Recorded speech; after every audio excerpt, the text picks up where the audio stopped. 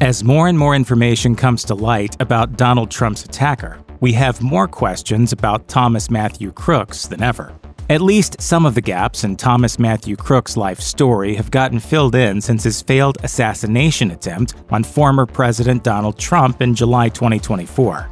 We've learned that he was a smart, quiet student, a dependable worker at his job in a transitional care facility, and that his politics were not publicly aired but have been anecdotally reported as right-leaning. We know that the Trump campaign targeted Crooks' family as potential swing voters who could be swayed on gun rights in 2016, and it appears that he was able to pull off his attempt on Trump's life due to significant missteps on the part of the Secret Service. But still missing from the picture is the shooter's motive. Crooks' nebulous political views don't offer any immediate reason for his actions, and he didn't leave much of an online trail. Handwritten evidence at his home was also scant.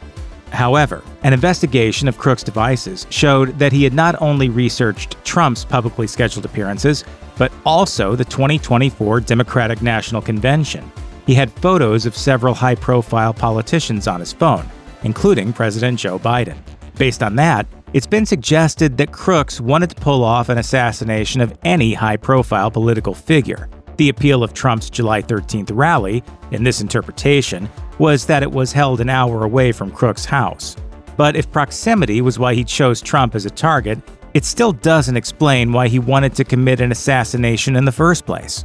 Political rallies and presidential contenders weren't all that Crooks researched before he tried to kill Donald Trump. He'd also done his research on building explosives, like the one found in his car after the shooting. And among the photos in his phone was one of Ethan Crumbley, the boy who killed 4 students at Michigan's Oxford High School in 2021 when he was just 15. Crumbley received life without parole for his crimes. He was the first minor to be so sentenced after a 2012 Supreme Court ruling severely curtailed the use of the life sentence on minors. In addition, his parents received 10 years for involuntary manslaughter based on their inability and unwillingness to prevent their son's actions. Notably, law enforcement experts report it's common for mass shooters to have researched others who have committed such crimes. But now in some cases, people are connecting themselves to hate and violence and shootings. In light of the photo found on Crooks' phone, some speculated that he looked to Crumbley as a mentor for what he planned to do. In addition to Crumbley's mugshot being saved on his phone, Crooks had run web searches on Crumbley and his parents. Crooks was also running searches on mental health before his attack. Investigators found that he'd sought information on major depressive disorder and depressive crisis treatment. But if Crooks did experience a mental health disorder, it was undiagnosed at the time of his death. As of late July 2024, investigation into Crooks remains in its early stages. The lack of speedy answers has led to tension between the FBI and lawmakers from both houses of Congress. But clear answers regarding Crooks' motive may never emerge. A decades-long Secret Service study into successful and attempted political assassinations found no accurate profile could be assembled to describe a typical assassin's motives. While Crooks fit the sex and racial demographics of most high-profile assassins, he was unusually young and lacked any clear ideological convictions or long-nursed grievances. In his youth and choice of weapon, Crooks more resembles the perpetrators of mass shootings.